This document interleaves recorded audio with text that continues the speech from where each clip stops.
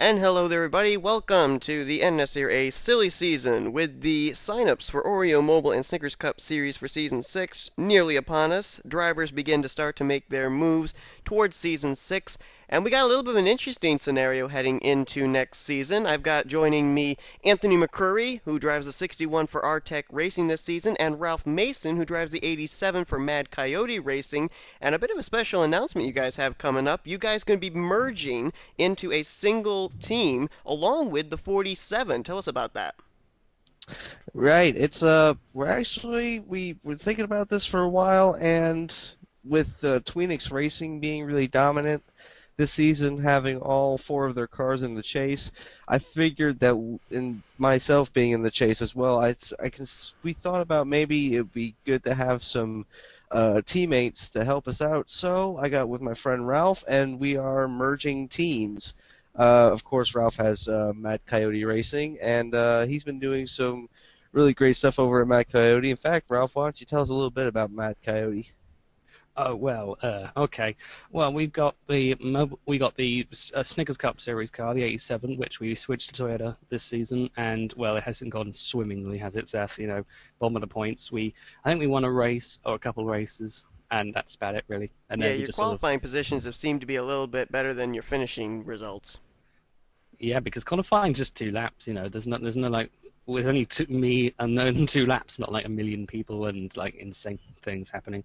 But you know, in Snickers, it's been just terrible. We've just been like bottom of the field, can't do very much at all. But in Mobile One, we are just what is up with that car? It's the Pontiac and the Dodge. I don't know what it is. Not the whole thing. It just sort of worked and gelled. And in the Truck Series again, not doing good. Which is why I think it's useful that we are teaming up with Anthony's bunch in the Cub Series, because when we had teammates in seasons, I think, was it 3 and 4, was it, when we had the 70 car, that worked. But now Yes. on my own, and it sort of didn't work too well, so we're going to get some teammates and go and gang up on some peeps. You know, I'm actually going to be talking to you guys concerning that 70 car in just a moment, but first off, we got to let everybody know that the new team is actually going to be called Coyotek Racing, and with it being that the 61 Coyote Tech. or Coyote Tech, yes, I'm sorry, Mm. my bad.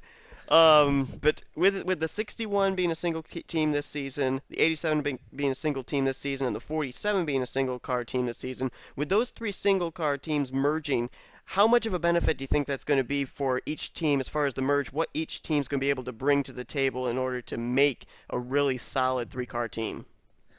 Artec Yeah, right now has got we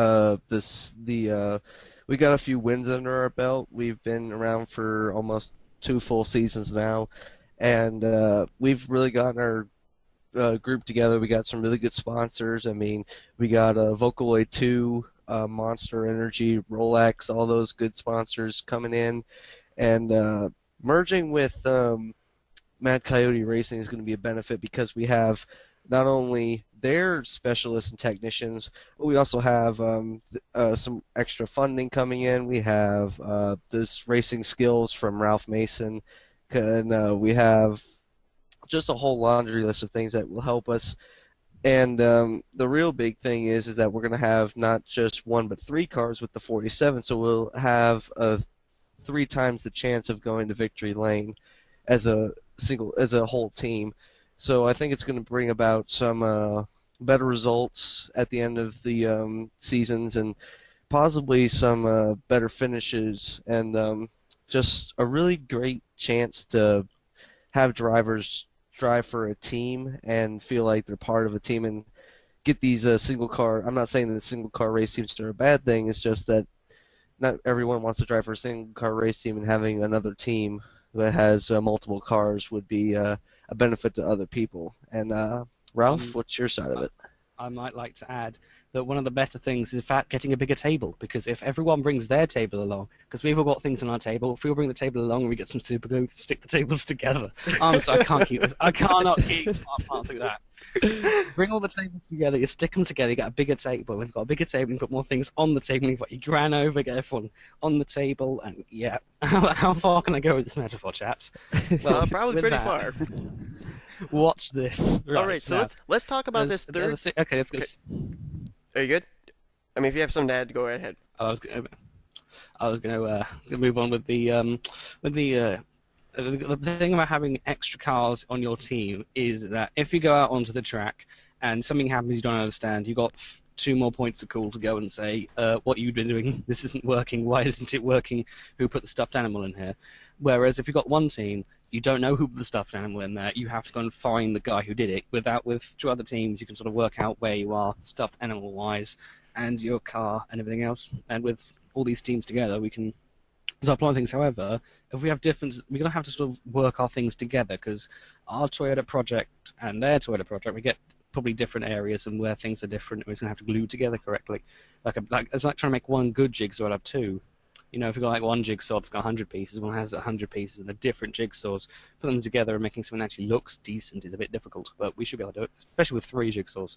See, this is why you need the big table, because you can make out all the pieces better. There you go. Okay, so we've talked about the Artec's contribution, the Mad Coyote Racing's contribution. Let's talk about that third team. Now, we still don't know who's going to be driving that 47 car. We'll be finding that out when the sign-ups take place. But JTG Daughtery Racing, they have been putting a pretty good program together. Season 3, Richard Johnson driving the 74 made the chase. He's now in the 47. This season has a win. What do you think? It seems like JTG Daughtery Racing has got some good formulas for some of their cars. Do you think that's going to help out the team as well? Yeah, Well, what, I think it would. well, whenever you can get expertise on your side and extra intelligence, it always is always useful to have like a third opinion on something. You know, the more people you can get on a thing, you know, they say, you know, too many cooks spoil the broth. If you didn't have enough cooks, then no one would cook anything. Everyone would starve, and you'd lose the entire human race. Bit deadpan there. That was a bit depressing. I'll make more jokes in order to compensate. Having a third team is definitely going to be a big benefit. We don't know who the driver is going to be yet, but whoever the driver is going to be, I have confidence in he or she. And if it's anyone that is a seasoned veteran, then that's going to be doubly good. But if it's even a rookie, I mean, even then, the 47 is going to be really a feel-out team. It's going to be one of those teams that if we do get a seasoned veteran in, then it's going to be okay, he knows what he's doing. But if not, if we get a rookie, it's going to be one of those progressing teams that kind of helps whoever the rookie is get a feel for the car and still be on a multi-car team. It's really something that has been done before. I think Hendrick's done it a few times, but doing this would definitely help a lot with the developmental stage of racing as well, because we can try some things with the 47 that we couldn't really try with the 61 or the 87 because of stuff and all that kind of good Stuffed animals. Yeah. Okay, let's Right, the talk. other thing Go ahead, Ralph. thing I'd say is we've got to work on sponsorships and things, because as we will bring different organisations to the table, we're not sure about the sponsorship on the 47 car, whether that's going to carry over as well. You might see, me and Anthony might end up going to like a paint thing and kind of building up something that we can use with the 47 car, because our car's going to be running a new paint scheme for next season. I've already put it together and eventually I'll send it to Seth, and you might see it on your screen or on your Color TV screen to reference ACDC, or you might not. So just if it's there, it's awesome. If it's not, just imagine it's there. It's based off of Wolfgang Mason's car. If you remember the last season, Wolfgang Mason in the Snickers Cup Series drove a Pontiac for I think the last about 4 or so races. It's based on that, but that's what's going to be running. So like an old car. And Anthony probably, I don't know if Anthony's got anything new planned, but we might need to paint something with the 47. But, you know. Okay, so Anything? we've talked about this from the owner team point of view. Let's talk about from the driver point of view. The two of you have had pretty storied NNSCRA careers. Anthony, you've made all 3 chases in your career, including being the Snickers this season. Ralph, you have made the Snickers Cup Series chases last season, or no, I'm sorry, that was season 3 actually, and I believe it was. And you're also now in the Mobile Cup Series chase for the championship. As drivers that really have quite a storied career for both of you, are you seeing this Coyote Tech Racing team as championship contenders, chase contenders this season, or are you looking at this as a learning process? Because the both of you are pretty familiar with your 61 and your 87. It's just a matter of now bringing in the different team parts. Do you think that's going to play into having to learn your cars all over again, or do you think that you're going to be able to go out and know exactly what you've got underneath you and be able to start off the season, the middle of the season, the end of the season, be able to run for a championship? I don't think Well, so. I I think mean, oh, you go ahead, Ralph. Okay. I think, but generally speaking, you got to learn every time you go out there. And even now, we're learning new things, especially us lot, because Anthony, I think, has been with Toyota for the entire time. We've just switched from Chevy, so we're learning things all the time. It's not like we've gone one time, we're going, no, actually, you know what, I'm just going to turn my brain off and leave it in the back seat. I don't need this. Just can someone take this for me? No, that ever happens. Every time you go out to the track or to the supermarket or whatever, or to eat pie, you're generally going to learn something, whether it's useful or not. That's another question of what you can do with that information, transferring it around. But you're going to learn stuff, of course, because generally this time it's going to be more steeper learning curve. We might have to put and to get a lift, like a ski lift, on our learning curve. Do you think that's a good idea? That's an investment idea. What do you think? It's got a ski lift on a learning curve. Do you like that? There you go. Anthony. Pretty good. Personally, from my standpoint, it will take a little bit of learning because you're not just going to be able to go out there and say, I'm the only one out here, so I'm going to try and outdo everyone else. You have teammates, and especially if we're at a restrictor plate track, you want to try and work with your teammates, which is something I'm not really used to. Recently, I mean, I have worked with teammates before when I was on Hendrick, but that was a long time ago, and I've grown so used to being just on my own and having to work with other Toyotas because that's the only one I can actually line up and not spin out when we're trying to push each other. And finding Toyotas that are willing to work with you are a little scarce. And oh, hang on a second. I will fill a gap. Well, the thing is with working with teammates, I've had experience because I did sports car racing for a very long period of time. You'd have teammates, you'd have someone else take over your car for half the race. For instance, when you run like 1,000-kilometer races, you'd have someone else hop in your car and take over, which is a big thing with teams. But what we were planning on doing before this merger came together, is our team was actually going to switch to Dodge next season. You never actually heard, hide or hear of this because this all happened, and we wanted to switch to Dodge, then this came up, and so we're sticking with Toyota for another year, which I'm actually kind of thankful for, because last year with Chevy, our first year with Chevy, we did terribly. The next year we did quite well, so I'm thinking next year we'll have this Toyota stuff sorted out. Is Anthony back yet? Have I filled in? I'm back. Woohoo! Anyway, Competition, you see, teamwork already. We're getting practice with this. There you go. Working with other Toyotas was really scarce when you're a single car team because you have like Joe Gibbs, which all kind of wants to work together with them, and the other multi-car Toyota teams like Michael Waltrip Racing and stuff.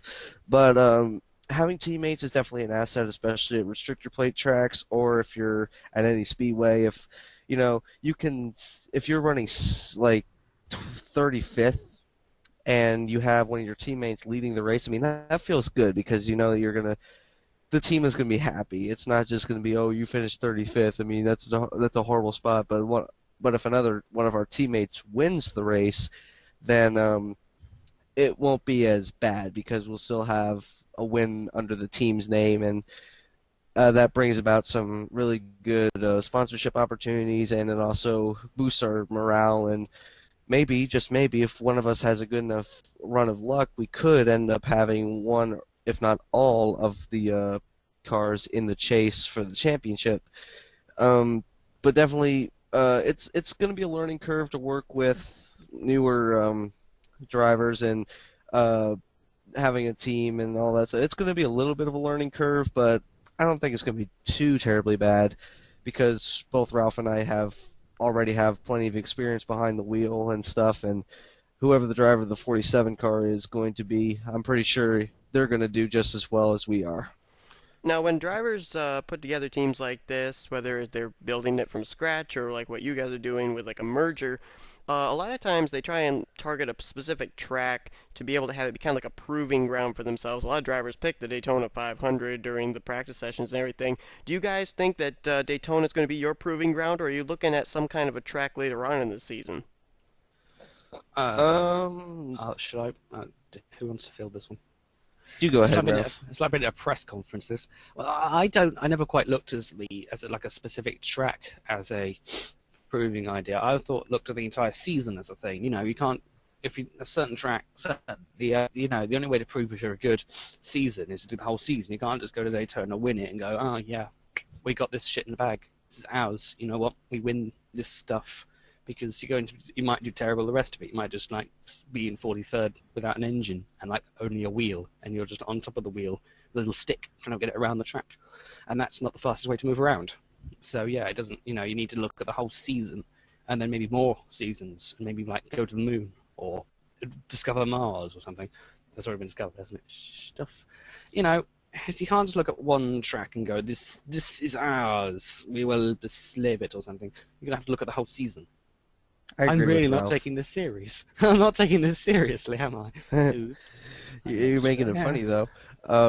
I agree with Ralph, though. I mean, you can't really just focus on one track, especially when you have so many tracks in the season, with the NNSCRA now going to a 36-race season. Definitely, Daytona would be a nice track to prove the cars because it's full throttle, balls to the wall, all that good stuff. But you have to also think about that the other track types. I mean, speedways, short tracks, road courses. You can't just pick one track. You have to prove your car in all types of tracks, and I think that's what we're going to try and do is just look at the entire season and go, okay, let's. There goes Ralph. No, looks like we've lost Ralph from the press conference for a moment. We'll see if he rejoins. But just look at the broad array of tracks we have, and trying to pick one is just kind of retarded. So definitely look at the entire season as a proving ground. Well, as we wait for Ralph Mason to come in, I'll ask you this question, Anthony, and then maybe by the time you've finished with your answer, maybe Ralph will be back. This is probably going to be our final question, too. With this new team coming in, we know that BK Racing, they're not going to be returning next season, so that's one Toyota team that you guys won't be contending with. However, Joe Gibbs Racing is going to be here with the 11, the 18, and the 20. Are you going to be looking at a Toyota versus Toyota? Are you going to be looking at Hendrick Motorsports to maybe be a team that you're going to try and contend with? The newly formed Tweenix Racing from this season? Is there any particular team like that you're going to be targeting as kind of like your rivals for this season that you're going to be trying to, in other words, match and beat? Well, my rival is Google Plus Hangouts, honestly. Well timed. Well, Tweenix Racing is definitely showing its dominance. They have all four of their cars in the chase this season, and really, it's just that they've shown so much dominance over this entire season. I mean, James McLeod, multiple wins. Dylan Pote, great finishes. Mary Cole hasn't won a race yet, but she's been inside the top 5 a lot. And who's the other Tweenix driver? Sean Henley. He's had consistent finishes. I mean, I've had great consistent finishes this season, but again, it's a one-car team.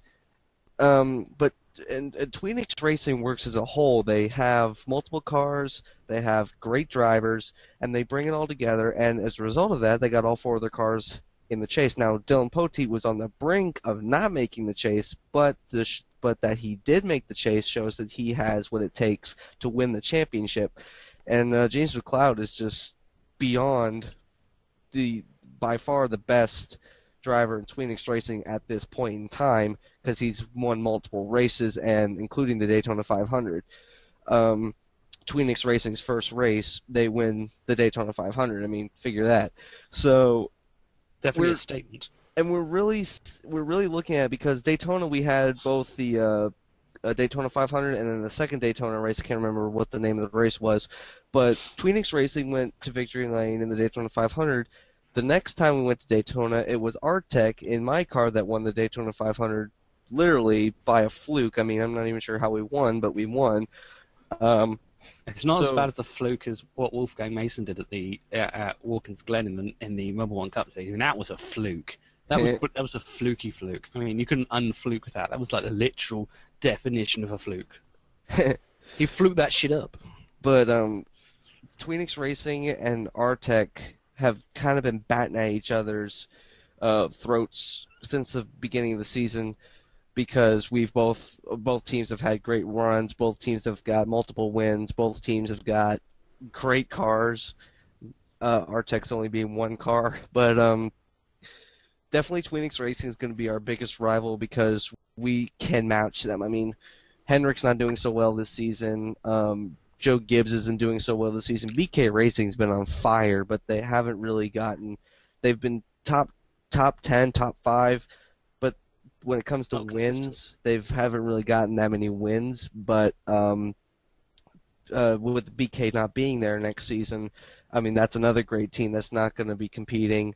Michael Waltrip Racing hasn't really done that well this season. I mean, all these other teams that you would have thought that would do well. I mean, they've got some great finishes and great results, but they're not doing as well as you thought they would. But Tweenix Racing has definitely done the best out of all the big major teams. So I think that Tweenix is going to be our biggest rival going into season 6. All right, Ralph, let me Well, of ask you course. this as a final question here, continuing off what Anthony was talking about with Tweenix Racing, all four of them making the chase.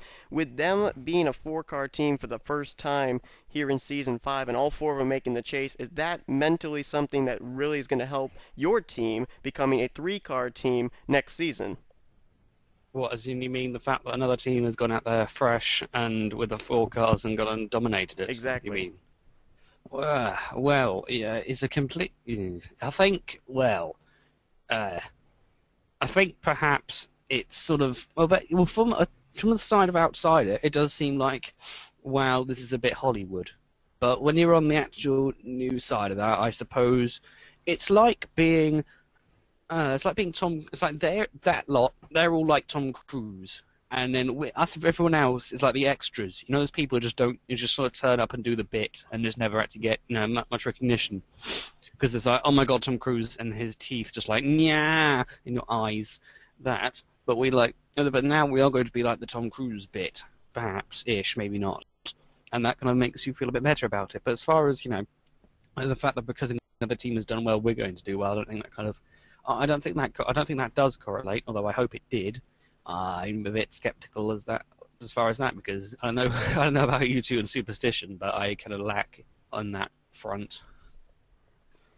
Okay, well, this has been a silly season press conference here with Anthony McCrury and Ralph Mason, who, along with their two single car teams and the 47 for JTG Daughtery Racing, will be a three-car team next season in Coyotek. I actually said it right, Coyotek Racing. So we want to wish the two of you the best of luck, along with your other mystery driver, who we will find out after the sign-ups on Sunday, on a very good season 6. Yeah, indeed. Thanks We're for gonna having us, Seth. Thanks for having us. We'll probably get a paint scheme done for the 47. We might make a special team paint scheme for the 47 car. I do paint stuff, so we might me and Anthony probably go to get together, make some, and send it to Seth, and you can see this new thing be unveiled, which would be quite good. All right, As well as my new car, which you might have already seen somewhere along the line. Okay, well, hope you guys enjoyed this press conference. We're going to be having some other silly season reports coming out with some big moves being made for season 6 in all 3 series, so hope you'll be keeping it here to hear those here on the Ashley Sports Channel, offline racing at its best.